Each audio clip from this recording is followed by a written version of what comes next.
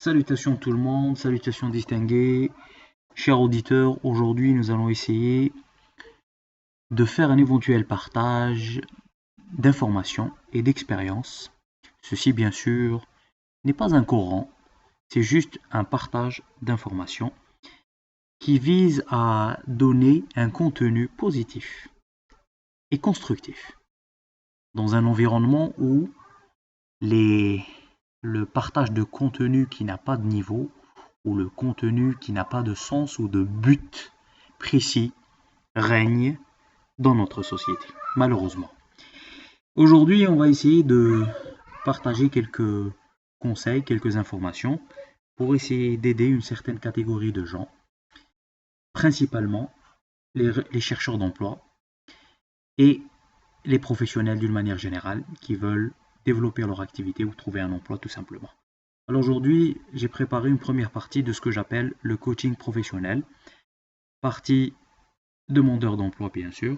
Nous sommes aujourd'hui le 19/5/2024 et nous allons essayer de voir un tout petit peu comment aborder la chose d'une manière générale afin d'essayer de trouver ou de trouver un emploi ou d'avoir une recherche d'emploi fructueuse.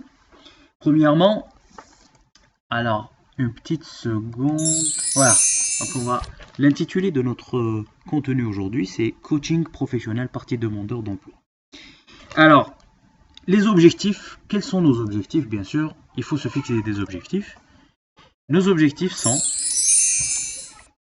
avoir une approche et une stratégie pour trouver un emploi, mettre en valeur ses qualités, rédiger un CV, bref, concis et attirant, rédiger sa lettre de motivation, promouvoir son profil, préparer son speech d'entretien, se rendre utile durant la période d'essai, bien sûr, quand vous allez trouver un éventuel emploi une fois acquis. Alors, premièrement, il faudrait comprendre que faut déjà que la personne puisse être en mesure d'apprendre, ou bien la personne doit en réalité apprendre à se connaître et connaître ses points forts pour les mettre en avant sur son CV et le jour de l'entretien. Une fois que le candidat choisit sa voie professionnelle, il faut mettre en gras cela sur le CV pour essayer d'attirer l'attention. Donc, qu'est-ce que j'essaie d'expliquer un tout petit peu ici? C'est qu'en réalité, il faut essayer de mettre en valeur ses qualités, connaître ses points forts, choisir sa voie professionnelle, pour ensuite les étaler carrément sur un écrit, et ce qu'on appelle un CV tout simplement. Donc, l'idéal, ce serait de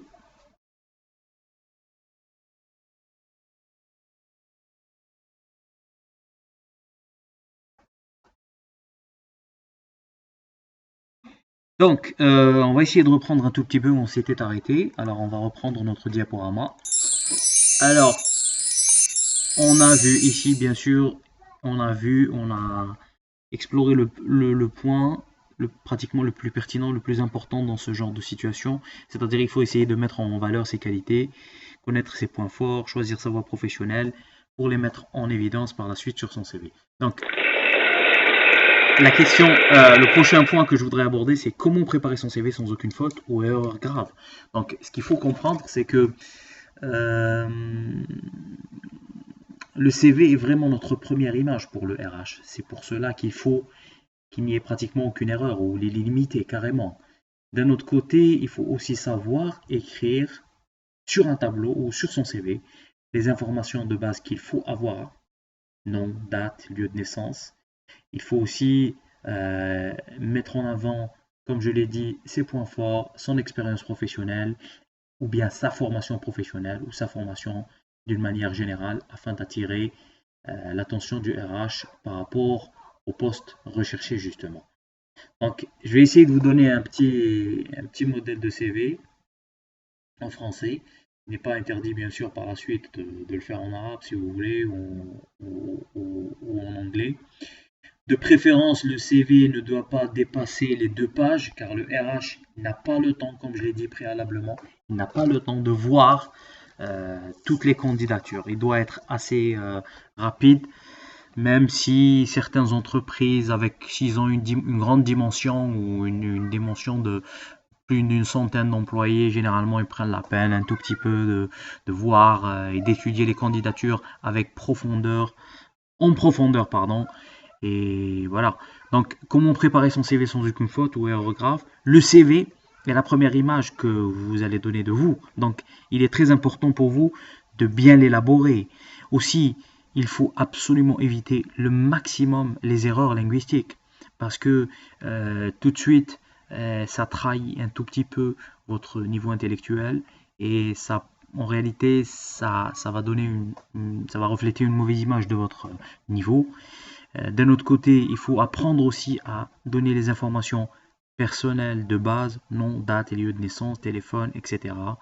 Et bien sûr, mettre en avant les,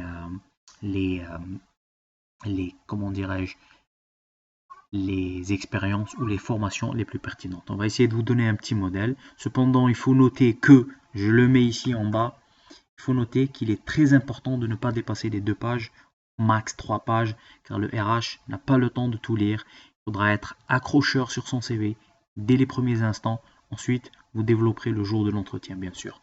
Voilà, donc je vais essayer de vous donner un petit modèle rapide, là, comme ça, pour vous donner une petite, pour essayer de vous mettre sur une voie intéressante. Comme je l'ai dit préalablement, ceci n'est pas forcément un Coran, c'est pas une recette à suivre à 100%, c'est juste un partage d'expérience. Je vous avoue que ceci m'a permis d'obtenir des postes assez intéressants, surtout dans le secteur privé. Maintenant, ça n'empêche pas que vous pouvez, sur un plan esthétique, par rapport à l'esthétique du CV, utiliser ce que vous voulez, la police que vous voulez, donner un design qui vous intéresse. Mais à mon avis, ce qui est pertinent et ce qui est important, moi j'essaie de vous donner une expérience d'un certain nombre d'années. J'ai toujours utilisé cette manière de me présenter sur un CV. Donc il y a toujours, par exemple ici, on peut voir les informations personnelles sur un cadre, ici, comme vous pouvez le voir, sur lequel je saisis nom, prénom, date de naissance, lieu de résidence, là où j'habite, ou adresse tout simplement, permis de conduire, numéro de téléphone et votre email. Ici, il est à mon avis assez important de mettre sa photo, ou sa photo de profil. Certains me diront oui, bon, c'est pas nécessaire, l'important c'est en réalité ce que vous avez ce que vous avez dans la tête, comme on dit, ce que vous avez comme niveau intellectuel. Mais je pense quand même qu'il faudrait essayer de mettre une photo de profil sur votre CV pour permettre aux gens, ou bien aux responsables, de mettre un visage sur ce profil-là, tout simplement.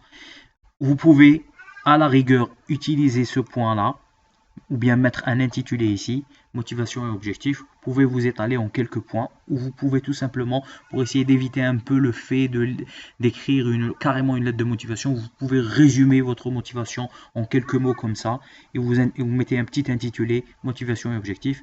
Moi j'ai mis tout simplement, je vais vous le lire, étant une personne honnête dans la vie privée mais aussi professionnelle, intègre, sérieux et soucieux du détail, je prends la peine de faire les choses tout le temps à la recherche de ce qui fait la différence, logique, cartésien et conforme aux lois et règles qui régissent le travail et l'administration, préférant le suivi des approvisionnements et les opérations d'importation, cependant capable de s'adapter à d'autres besoins. Une vision très pragmatique, vu mon statut de père de famille, une très grande maîtrise de l'anglais et à l'aise dans l'environnement IT et des nouvelles technologies. C'est l'entretien qui vous permettra de sonder mon niveau, alors n'hésitez surtout pas à me contacter. C'est une motivation, un objectif que vous pouvez étaler de cette manière. Maintenant ensuite, il y a ce qu'on appelle un élément assez essentiel, c'est votre historique professionnel. Vous pouvez l'étaler d'une manière, et je préfère que vous l'étalez d'une manière assez réduite, assez résumée, parce que comme je l'ai dit, généralement les responsables des ressources humaines n'ont pas le temps de tout voir. Donc ils sont parfois obligés d'aller assez vite, parce que généralement c'est une campagne de recrutement, donc ils essayent de trouver le profil adéquat assez rapidement. Voilà, donc directement les points les plus pertinents, les plus importants. Comme par exemple ici, responsable magasin de vêtements, période 2A. Chargé du service achat masculin par exemple, période 2A. Ensuite, vous pouvez aussi mettre votre formation publique, par exemple, Vous avez sûrement été dans une école de formation ou bien formation carrément, vous avez forcément fréquenté l'école publique, comme on dit. Donc de 2001, par exemple, comme ici, 2001, obtention du baccalauréat, filière lettres et langues étrangères, durée 2A, lycée, par exemple, matière, arabe, histoire, géographie, philosophie, français, anglais, allemand, mathématiques. Juin 2006, obtention d'une licence d'anglais, par exemple. Je donne cet exemple comme ça. La durée, 2A. Ensuite, il y a d'autres organismes de formation, ou bien un organisme de formation, Université des sciences humaines et sociales de Baudelaire, par exemple. Les modules faits, tout ça. On peut aussi avoir ce qu'on appelle une autre formation et diplôme, comme par exemple ici, j'ai mis attestation en maintenance informatique, stage en maintenance informatique, hard et soft. J'ai mentionné une ancienne école comme ça que je connaissais, tout ça. Donc août 2006, la date d'obtention du diplôme. Vous pouvez aussi rajouter un autre intitulé logiciel et programme informatique parce qu'aujourd'hui c'est inévitable. Chaque administration, chaque entité, chaque business pratiquement, dans chaque business on utilise ce qu'on appelle l'outil informatique.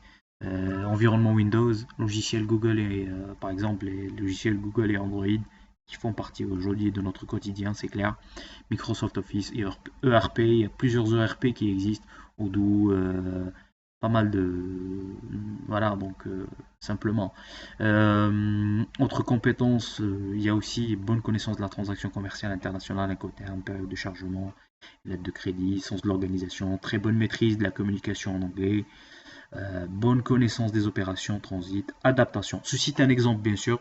Vous pouvez ensuite, mais il y a les choses les plus pertinentes et les plus importantes, c'est vos informations personnelles, votre motivation et vos objectifs.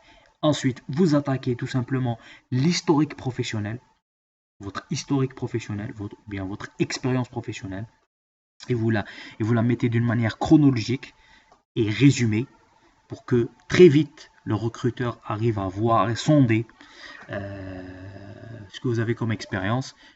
Aussi pour la formation publique, assez résumé, assez concis.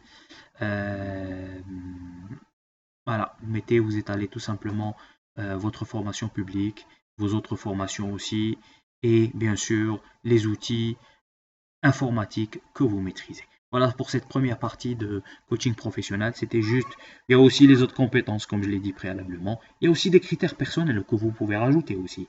Critères personnels, motivation au travail, honnête, assiduité, vous êtes responsable, réaliste, perfectionniste, ce genre de choses. Donc, c'est en résumé ce que vous devez étaler sur votre CV, les choses les plus pertinentes et les plus importantes. La photo, j'estime que c'est important parce que généralement, les gens, ils ont besoin de mettre un visage sur ce profil.